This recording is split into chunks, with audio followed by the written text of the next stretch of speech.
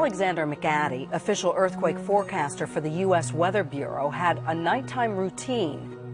For 20 years, I have recorded every earthquake I have felt. I kept a daily log of earth movements. My custom was to sleep with my watch and spectacles at bedside, notebook open to the date, and pencil ready. These were laid out in regular order.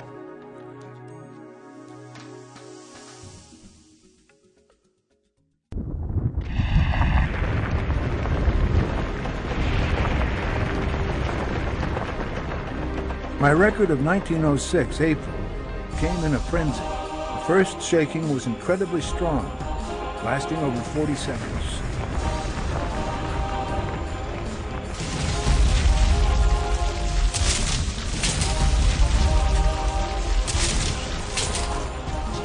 A strong aftershock hit 8 minutes later.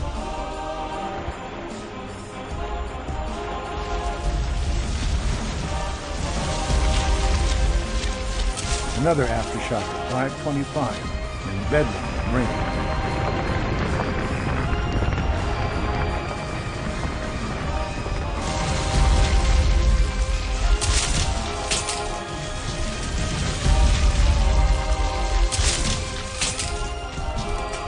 More shaking at 5:42. And then the fires began. Get out of there!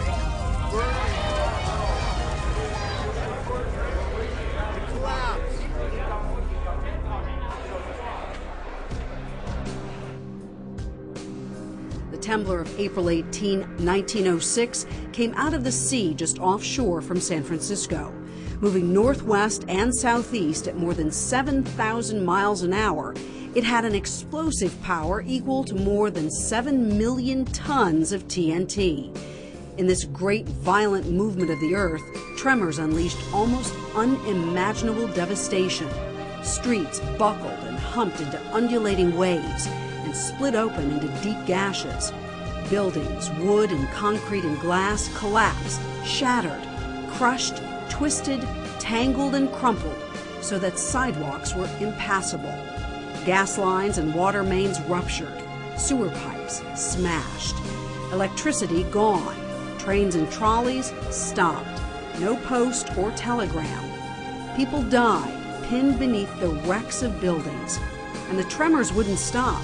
On April 18th, there were 135 aftershocks. The fires that followed were even more destructive. Without water, fire could not be stopped. For 3 days, San Francisco was a blazing inferno.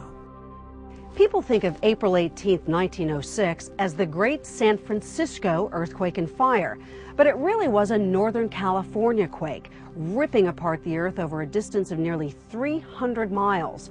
It was felt as far north as Coos Bay, Oregon, as far south as Los Angeles, as far east as central Nevada, a distance of nearly 200,000 square miles. It was registered on seismographs all around the world, including London, Tokyo, Moscow, and Cape Town, South Africa.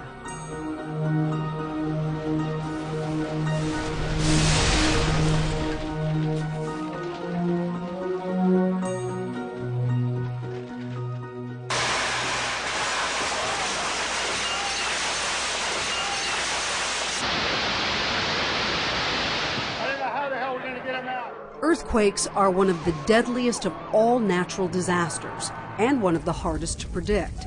Volcanoes typically show signs of unrest. Earthquakes strike without warning. How can scientists learn to predict the precise time, place, and magnitude of an impending earthquake? In the 100 years since the Great Northern California quake, science has made astounding progress in understanding how to answer those questions.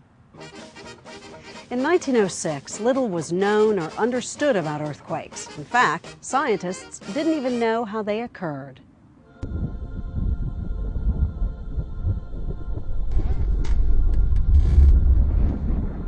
The earliest records of California earthquakes were made by padres running the missions. The Catholic missions ran south to north in California. Their adobe brick construction often crumbled due to earthquake shaking. Upkeep and maintenance of the isolated missions depended in part on careful record keeping to ensure a reliable flow of supplies and support from the Vatican in Rome. Following on that, we really didn't have a lot of information until the time of the gold rush, when many more people came to the area. Newspapers rose up all around, and they recorded many earthquakes and kept careful accounts. And that was sort of what seismic record keeping was until about the end of the century. In 1887, the first seismometers were actually brought to the Bay Area, very early models, and they were brought here by astronomers from Lick Observatory who were concerned about how all these Earth movements were affecting their astronomical observations. In the 1906 earthquake, the seismometers around the Bay Area went off scale, except for the one at the Lick Observatory, and that's actually our first strong motion, that is strong shaking record of an earthquake. The first real records of earthquakes were actually kept by people interested in earthquakes, and one of those, and probably the best, was Alexander McCady. He was with the U.S. Weather Bureau. He'd been interested in earthquakes. He came to this area and started noting when they occurred and what their effects were.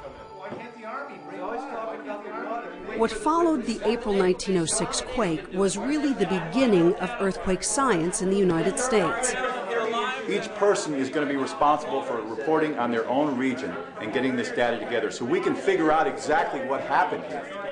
3 days after the earthquake, with the city of San Francisco in ruin and damage and destruction all across Northern California, the governor ordered the formation of an earthquake investigation commission to look into the scientific origins of the earthquake, the destruction it caused, and to come up with some answers. The scientists realized they had never seen anything like this before and were inspired to comprehensively study the quake. They realized they needed to gather every shred of information, every remote piece of data. Many of the important things that they collected were the things that one can see just by directly walking out and looking at the fault or looking at structures that were damaged. What was the nature of the movement of the fault? How much did the fault move? What are the consequences of the shaking of the ground in places of different soil types? More than 20 scientists contributed. They studied every seismic report from around the world. They interviewed eyewitnesses. They recorded every visible crack in the earth and every destroyed building. They even looked at 8 years of tide gauge records prior to the earthquake and 1 year after. And they discovered and walked every inch of the San Andreas Fault from southern to northern California, about 700 miles. That commission was chaired by Andrew Lawson, famous geologist at UC Berkeley, and they produced a monumental report on the earthquake. The report of the California Earthquake Investigation Commission is referred to informally as the Lawson Report. The report came out in 1908 and is still in use today. It's one of the most important scientific compendiums of an earthquake and provides a rich basis for earthquake research even today. Modern technology has given today's scientists the opportunity to reinterpret the Lawson Report and find out more about what actually happened in 1906. Information they unearth can help forecast inevitable California quakes and help save lives when they occur.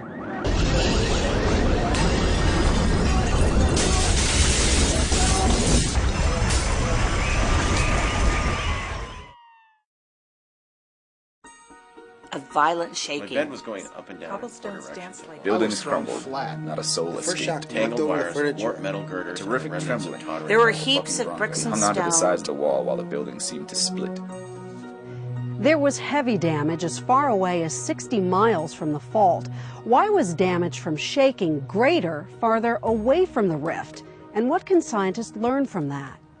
The attention to detail in the Lawson Report of all the geological features related to the earthquake was matched by an attention to detail of the effects of the earthquake, that is the shaking intensity. There are more reports of damage and shaking intensity in that report than we have for any other earthquake, even today. Shaking was one of the most obvious things for the scientists to analyze immediately after the earthquake. You could see it. You could easily record all the damage. The commission members collected all kinds of personal reports, gathered reports from newspapers, and what they found is, in general, as you might expect, the shaking decreased as you went with distance from the fault.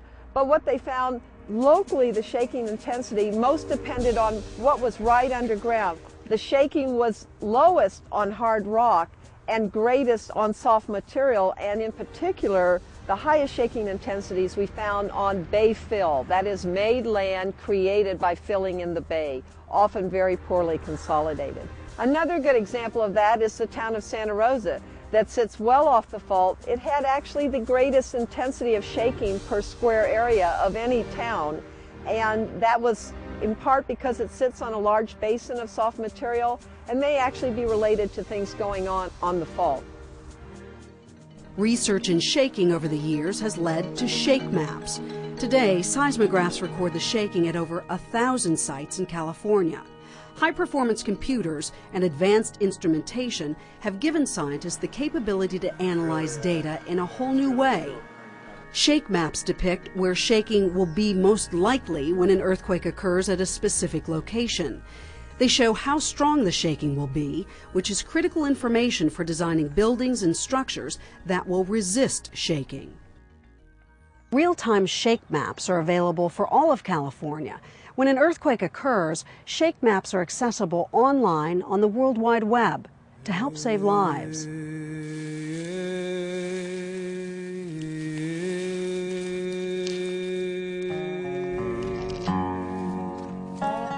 In 1906, the San Andreas Fault ruptured to the ground surface, and scientists were able to go out and map it along the entire length of the rupture, which went from near San Juan Bautista for almost 435 kilometers all the way up to Shelter Cove. Up until recently, aerial photographs like this were the best technology that we had for making maps of the fault. And you can see in this area, we have a very dense redwood forest cover over the fault, and it's very difficult to see very clearly where the fault is. We now have a new technology called LIDAR, that stands for Light Detection and Ranging, and it involves an airborne mounted laser that sends energy down and allows us to create an image of the ground surface. We actually get two images from LIDAR. We get the image of the canopy top, which is shown here, very similar really to the aerial photograph. But what's great about the LIDAR is that you can create an image of the ground surface underneath the trees, so that using the computer you can actually strip away this forest cover and you can see what's actually there beneath the trees, and you can see the San Andreas Fault very, very clearly. Right now we are standing right there. We can use these images to help us pinpoint likely locations of good trench sites where we can do detailed studies that allow us to determine the timing of prehistoric earthquakes, that allow us to determine how fast the fault has been moving through geologic time.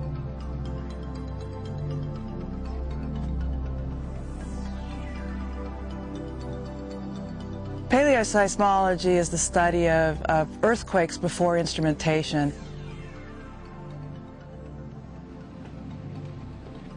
Well, one of the things we do to study active faults is to put trenches across them. And these trenches basically they're books for reading the past. The top of the trench is the present-day ground surface. We look down through the trench, we see different layers. Each layer represents a period of time, and we can really read the Earth's history going back in time. This is the longest record of earthquakes on the northern San Andreas Fault that's ever been studied.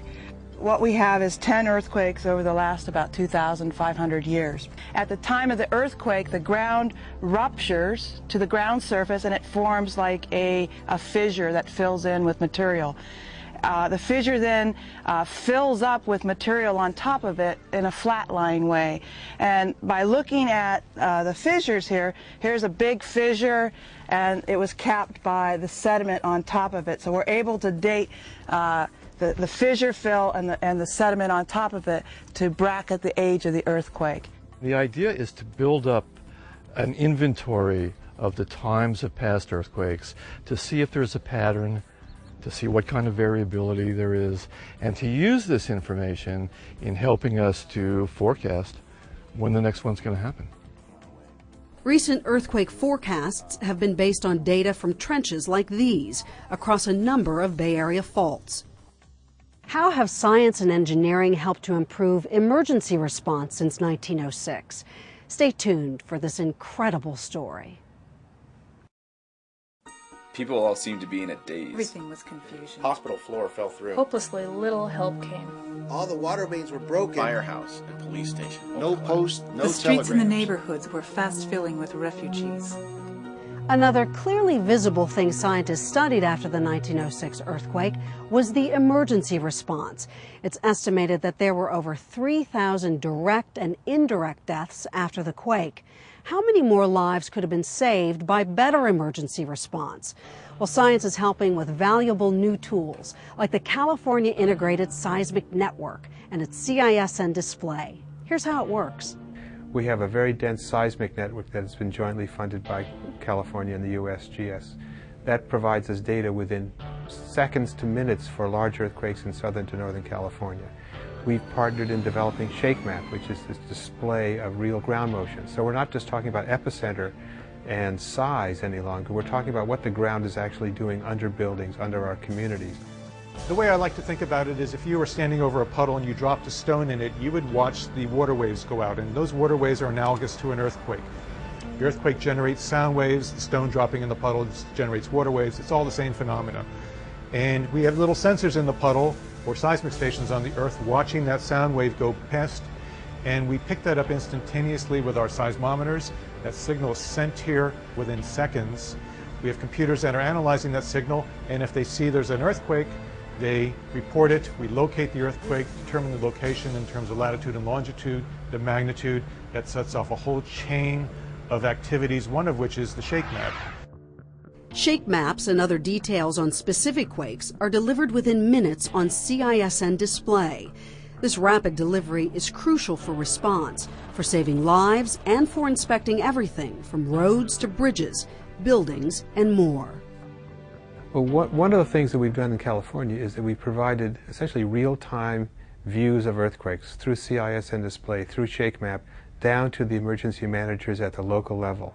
So when an earthquake occurs, they know whether they're at the edge of a very large earthquake or in the middle of a small quake. They know how to respond.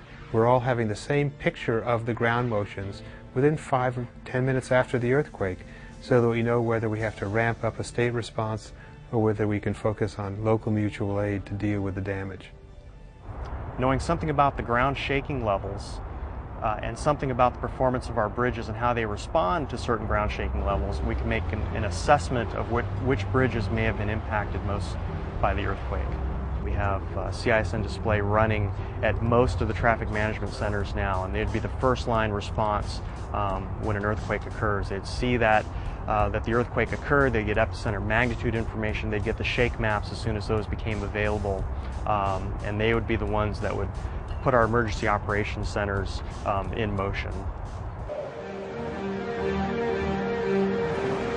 What we have in place right now is a process where we take shake map information and we overlay it into our analysis program. And the analysis program will do analysis of every component in our system and give us a map of the components that are damaged and the impact on system operations. So within a few minutes after future earthquakes, we'll have that information available, and that helps us with our emergency response and what to do with our passengers and trains in our system. We're prepared to use real-time shake maps here at our studio, and with these maps, news organizations can swiftly provide vital information to millions of viewers immediately after a quake. And the bottom line is that these maps enable the media to provide faster, more accurate information to help save lives. The Bay Area is particularly vulnerable to the commute issue, where you have people leaving their homes in the East Bay, commuting into the peninsula, and may not be able to get home at the end of the day if there's an earthquake. So we want to be able to get information out as quickly as possible to everyone. To best coordinate response following a quake, the State Office of Emergency Services has backup power and communication systems built to withstand worst-case earthquake shaking. When an earthquake ruptures the earth at the surface, that's easy to see. But to predict earthquakes, scientists need to learn what's below the surface. What are the underlying processes of the Earth? The Earthquake Commission found that the San Andreas Fault shifted along this length of more than 200 miles. How is that possible? How could the Earth have shifted suddenly over such a great distance? There had been no earthquake that had been seen like this before, and it was a question that confounded scientists until the development of plate tectonics theory in the 1960s. Plate tectonics is the overall model of how different parts of the Earth's crust are moving relative to each other. And the crust of the Earth is broken up into major plates. They slide past each other, and they move on faults. The San Andreas Fault is the major fault zone helping slide the North American plate past the Pacific plate. And this movement occurs at about 2.5 inches a year. Doesn't sound like very much, but over geologic time, it builds up into a lot of slip that has to be accommodated. These great strides in understanding earthquake processes track directly back to the 1908 Lawson Report. Perhaps one of the most important results that came out of this study was the development of Harry Fielding Reid's theory of elastic rebound. He used the information collected from land surveys that allowed him to measure the changes in land surface that had been caused by the earthquake. This was something that had been understood in rough form before the earthquake, but he developed the first scientific theory about how forces accumulate along faults only to be released in earthquakes.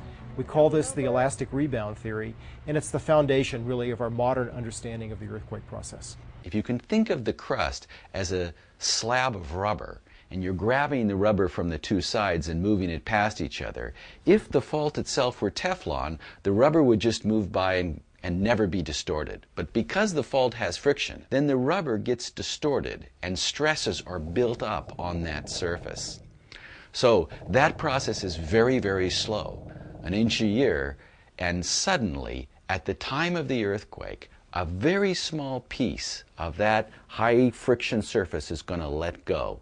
And as it does so, it starts slipping. And in the space of a few seconds, that slippage speeds up from 1 inch a year to 5,000 miles an hour.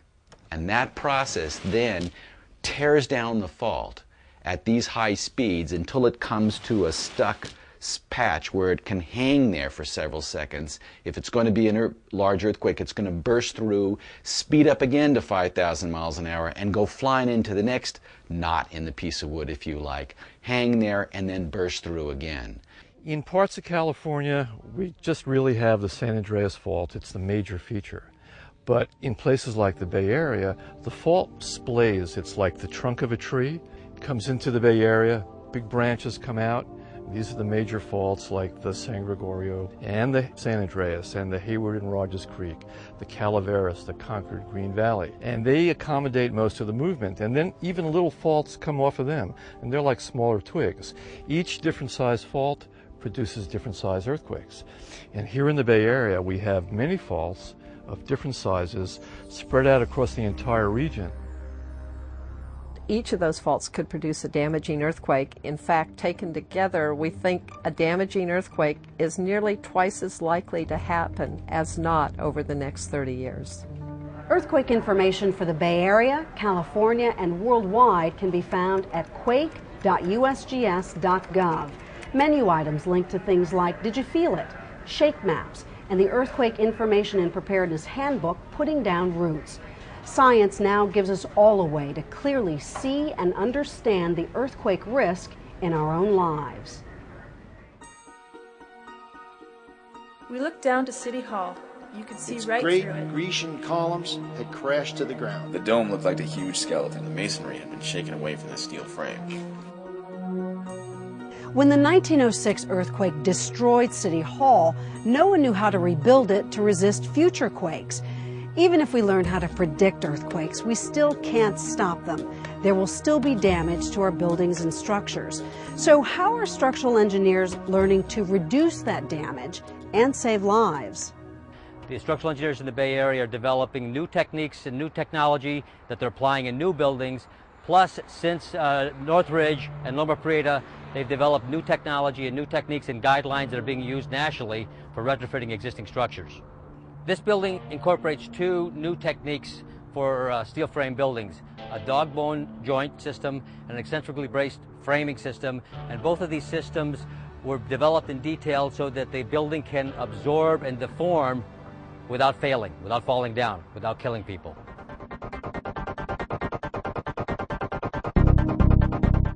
After Loma Prieta, structural engineers determined that the bridges didn't perform properly, so they came up with a technique to jacket the columns with steel casing.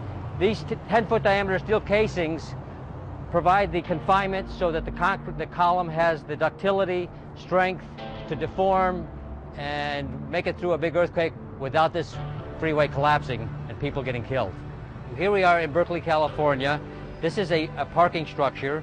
What the structural engineer did to retrofit this building is he put the lateral system on the exterior of the building, and this is a conventional solution where they use a concentrically braced steel frame to protect this building from falling down in a big earthquake. In the last 20 to 30 years, engineers have made buildings a lot safer. But once structures are built to keep everyone alive, the question is, can engineering save the building? In our region, there are hundreds of thousands of buildings at risk.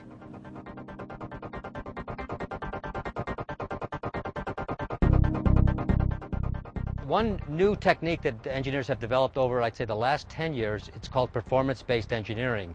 And because we have the capability with the technology and understanding the materials, we can tune the buildings to improve the performance. So if you have an owner that wants to have a building that not only survives an earthquake, but it remains functional after an earthquake, we can engineer the building so that you can get back in the building right after the earthquake and continue operations like hospitals, like police stations, like fire stations.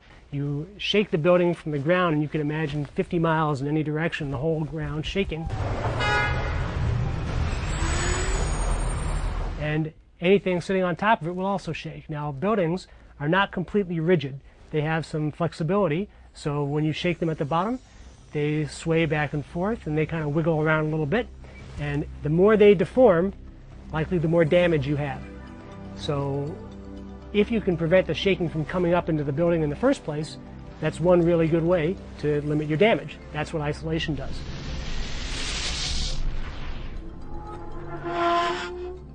Imagine, if you could, if we could somehow float the building up above its foundation and separate it like that. Well, we can't quite do that yet, but what we can do is isolate the building a little bit by inserting between the structure above and the foundation some kind of a flexible system like rubber pads, or in this case, a sliding kind of Teflon-like substance, so that when the ground shakes, the building still shakes, but a lot less than it would if it weren't isolated. So here, at the Court of Appeals, there are 256 different isolators separating the structure above from the ground and its foundation. The Ninth Circuit Court of Appeals in San Francisco is one of the growing number of buildings in the Bay Area protected by base isolation, including city halls in Hayward, San Leandro, Oakland, and San Francisco. We were very pleased to work on this project. I'm a native San Franciscan. I've enjoyed the building from my birth, and what we really saw was an opportunity to work on a national treasure, one of the very special buildings in the country. It desperately needed seismic strengthening. It was damaged to some degree in the earthquake, and we found out as we analyzed it, it was quite a substantial damage. This rotunda is the major theme for this building. So this entire area was redone, refinished, and it looks just like it did when it was built in 1915. I feel very safe in the building. It has a premium seismic system of base isolation, which couldn't be better than in the world, and I think it will do just fine in any earthquake. So the isolators support the walls support the space frame supports the drum and the dome above, and the whole building is anchored that way. When we look at base isolated buildings, we are very, very pleased with the outcome, because we don't see any buildings that have been isolated that have collapsed in an earthquake. Damping systems, which are really just large pistons, are another engineering approach in retrofits and new buildings that reduce earthquake shaking. Cutting-edge research on building design to withstand earthquakes is taking place on what are known as shake tables.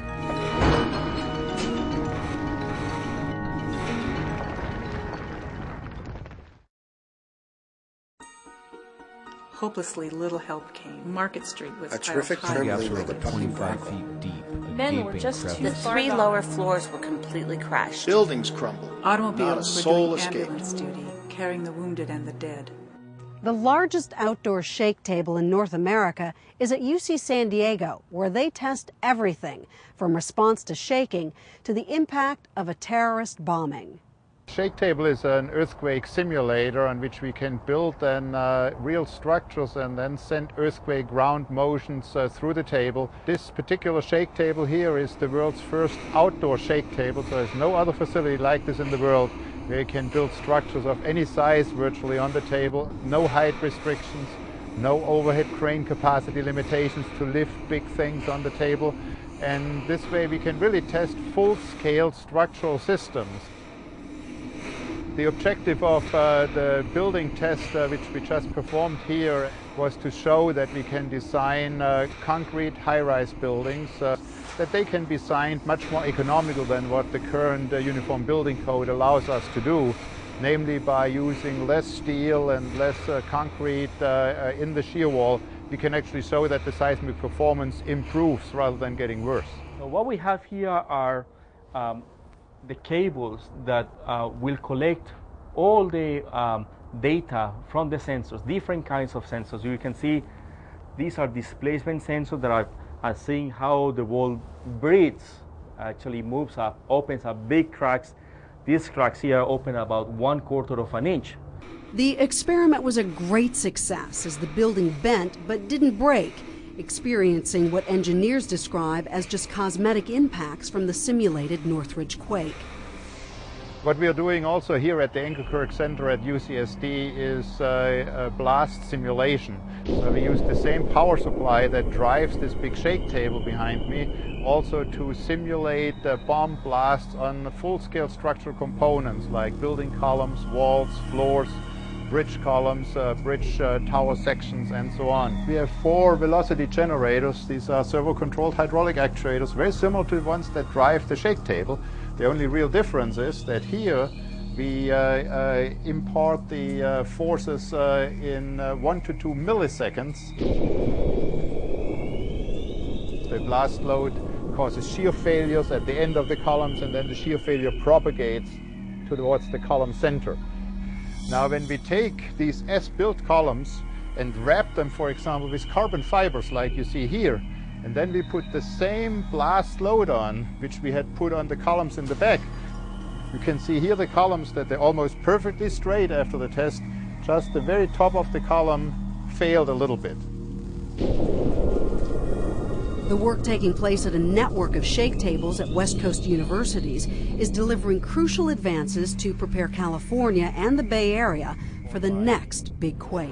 The greater San Francisco Bay Area, the 9 Bay Area counties, has done an enormous amount, particularly since the Loma Prieta earthquake in 1989, to become better prepared in terms of emergency response, but more important than that, to actually understand the hazards and then to look at all of our facilities and to tackle the most vulnerable facilities in terms of infrastructure, PG&E's facilities, the bridges, the highways, and the water pipelines and the sewers and everything, and to bring those facilities up to a standard that either they can be rapidly repaired and restored, or they're hardened enough so that they won't experience serious damage.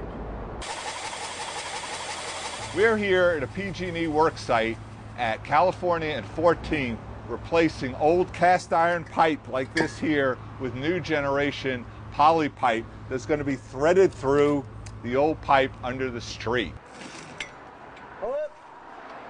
This is part of a 20-year program that PG&E has been doing since 1985 to replace about 2,200 miles of old vulnerable pipes in the San Francisco Bay Area.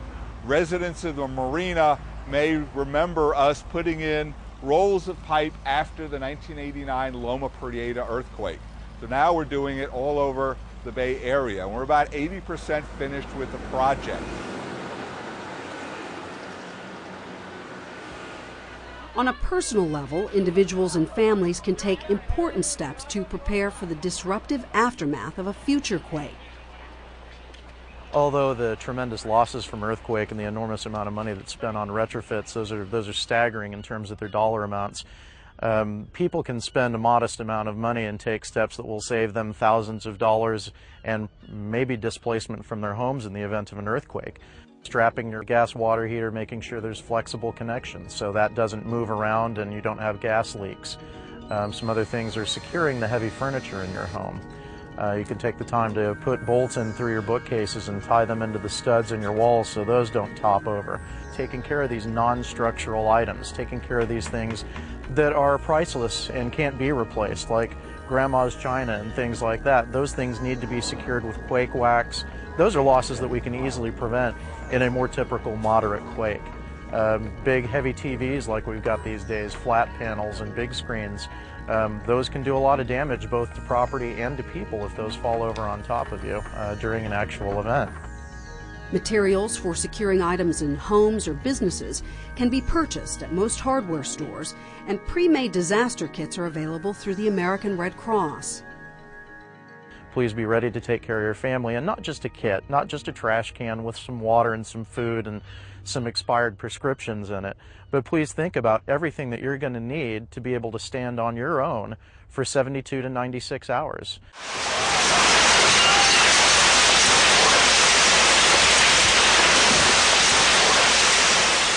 No time to try to find your supplies. When earth shakes, the lights are out, and you don't know where anything is. You think you'll find them. They used to be in that cabinet, but you know, the thing about earthquakes is things get tossed around. So if you want to be able to find the things you need, you have them assembled in a kit.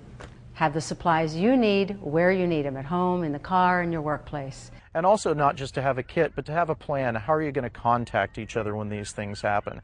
If I'm at work in San Francisco and my wife and kids are in the East Bay, how will I find them when the cell phones don't work anymore? You know, the best thing to do is have a phone number outside California that you can all call and leave a message. I'm fine, here's where to find me. These are critical things, and basically you need to take a look at your life and say, if I had no power, no water, no communications, what would I do? And start to answer those questions in a common sense way.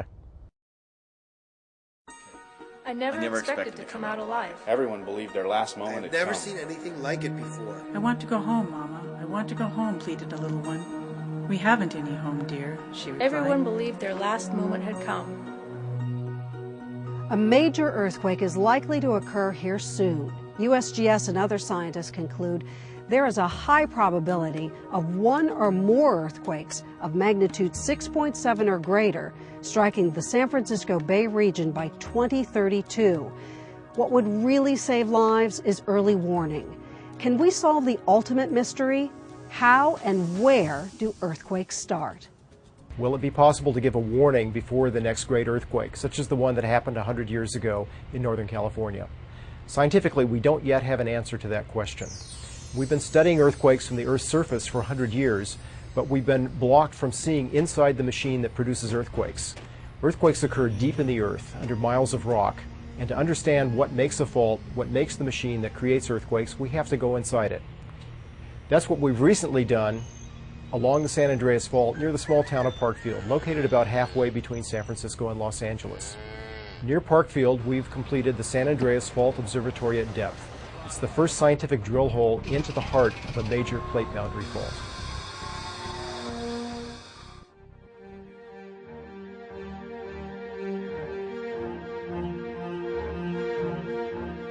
SAFOD is part of the larger National Science Foundation effort known as the EarthScope Initiative.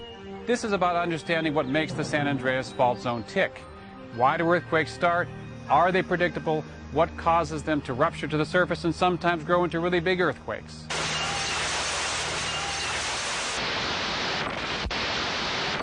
It's a region in which small earthquakes occur at shallow depth, so we can drill into them. And these small earthquakes have a remarkable property. The same earthquake happens on the same part of the fault time and time again.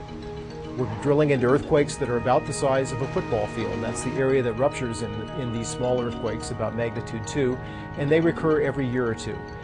So it gives us a wonderful scientific target, a place that we can steer the drill bit along a 2-mile curving path to go right into the heart of the San Andreas, into these zones that produce these remarkable repeating earthquakes. This is really about understanding how earthquakes work, and by gaining that understanding, being able to better understand the hazard they pose to society and hopefully reduce it. So it's going to be possible over the 20-year lifetime of the observatory to watch many earthquakes, to watch the forces as they build up, and watch the process that then occurs as the fault goes from being locked to unlocking at a speed of several thousand miles per hour as an earthquake rupture runs along it. What's kept us from being able to predict earthquakes is a very poor understanding of what's happening directly within fault zones where earthquakes get started. With SAFOD, we have the first ever opportunity to get directly in a fault zone and see what's happening in the hours, days, or even minutes before the next earthquake occurs. By advancing our understanding of the science of what's happening within the heart of the fault zone, we can determine whether earthquake prediction is possible and how we should go about doing it. The SAFOD project's continuous monitoring of an active fault is a major advance in earthquake science. It's a chance to answer that ultimate question: how to predict when and where an earthquake will occur. USGS and other groups have come out and said there's a 2/3 chance in 30 years of a major earthquake here in the Bay Area. So that's provided a motivation for people to start improving the buildings and the infrastructure in preparation for that. Future earthquakes will be larger and closer. And just as a comparison, the 1906 earthquake was equivalent to the energy release of 30 Loma Prieta earthquakes occurring all at the same time. In the long term, the way that we're going to be prepared for future earthquakes in California is by having structures that will resist their forces. Alexander McCaddy wrote this in 1906 to the State Earthquake Investigation Committee. The prime object should be to advise wisely, to set forth the truth, and to provide funds for research and investigation, and in every way work for the benefit and welfare of not only our community, but all of mankind, so far as the effects of Earth movement are concerned. I was not willing to leave San Francisco then. I wanted to stay, to see the new city which would rise out of the ruins. I felt that my place was there. I had something to contribute, even if only in a small measure.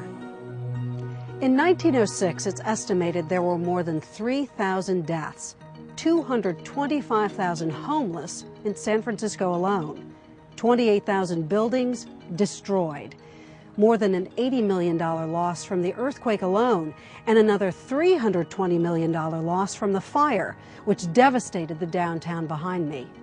What will happen when the next earthquake occurs?